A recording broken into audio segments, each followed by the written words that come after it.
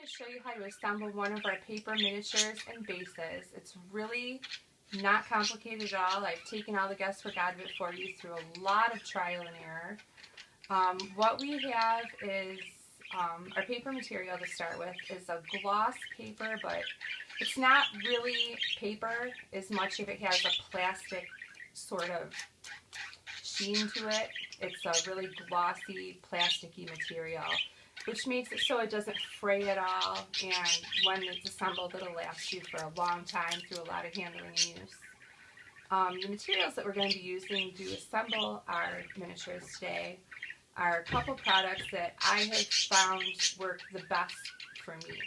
You can try different things if you want to, but through a lot of trial and error, I found that these work far and above the other things. The first one is Elmer's rubber cement, and you can get that anywhere. You can get it at any craft stores online. You can get it at Walmart, just about anywhere you want to go. And the second thing is the Krylon spray adhesive.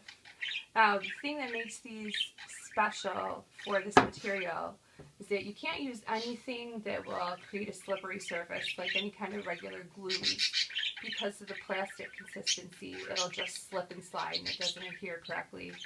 When you use the rubber cement and the spray adhesive, the product is actually going to dry before you put it together. And when you put it together to make contact with each other, that's what creates the bond. So we're going to show you now how to put our miniature together. You can either use your finger or you can use a toothpick, either one. If you're going to be doing a lot of figures at the same time, you can put them all on a cardboard board and use the spray adhesive. You can spray all of them at once if you want to, or you can just do one at a time.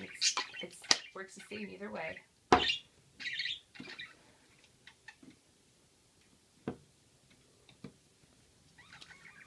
This figure that we're using for an example is probably one of the most complex pieces that you're going to have from my collection. A lot of them have a lot less curvature and fringe or edges, so you just want to make sure that you cover it completely. You don't have to be, super careful. You just want to cover every surface edge to edge. Rubber cement's pretty neat because wherever you put it, when it's all dried up at the end, if it's on your kitchen table or counters, it will kind of roll up into a ball when you're done with it. You just rub it over and over and it just comes off the surface. So it doesn't create a real sticky, goopy mess like regular glue, Elmer's glue, or anything like that.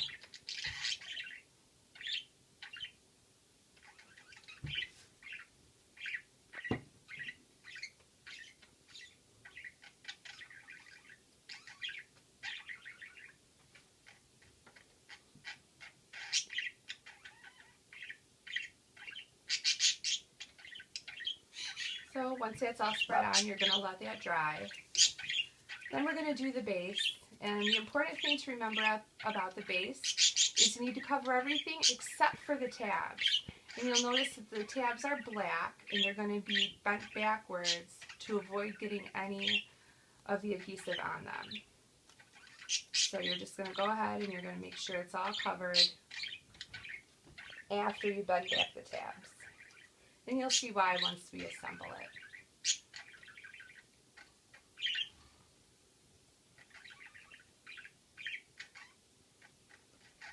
I used to make and sell the miniatures all assembled, but found that it's really a simple process and it makes shipping cheaper when we can ship it as one flat piece.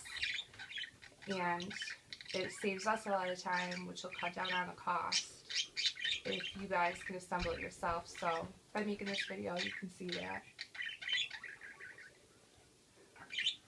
And be really careful that you keep everything flat, or at least once you're spreading all the adhesive on, don't get it on to the printed side, because it can affect the ink in the art and you might not be able to get it off. So you definitely don't want to ruin any of that. So just let it lay flat and dry by itself. You could even use a blow dryer to speed up the process. Then when you feel it tacky, you can go ahead and fold it together carefully I think there's, you know, a little bit of give if you make a little bit of mistake to fix it. But you're going to want to try to be pretty accurate with it first time, because once it's together, it's going to stick really pretty permanently. And press it until you have a nice seal. So you have your nice double-sided front and back minifigure.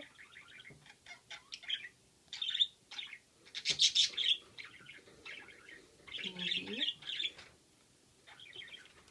And then we're going to put our base together. You're just going to fold the left and the right sides in towards the center.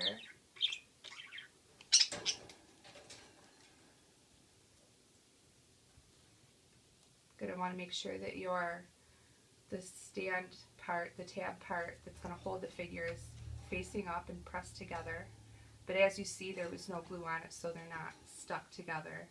Because you're going to slide the minifigure right in there. Awesome. So much better than traditional minifigures, if you ask me.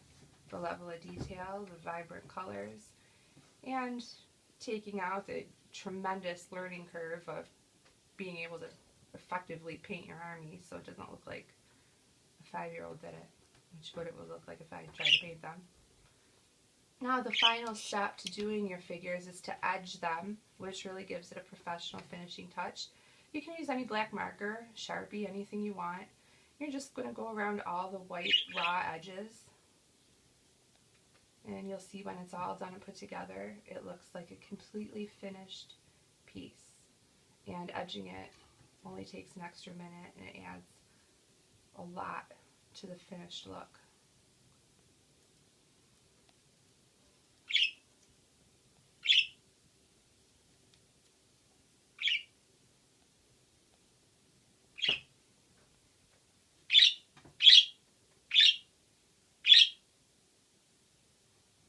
And as you can see, even on the complex figures with a lot of edges, it's really quick and easy to do.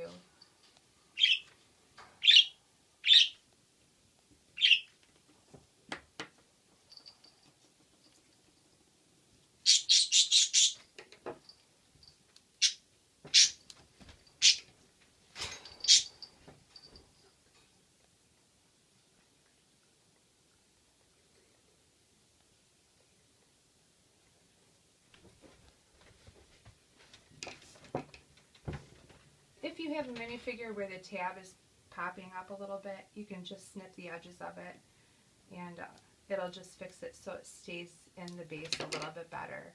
They won't always be like that, but if you notice that it's fraying at all, or you want to keep it together a little better, just go ahead and do that. And pop it in the stand.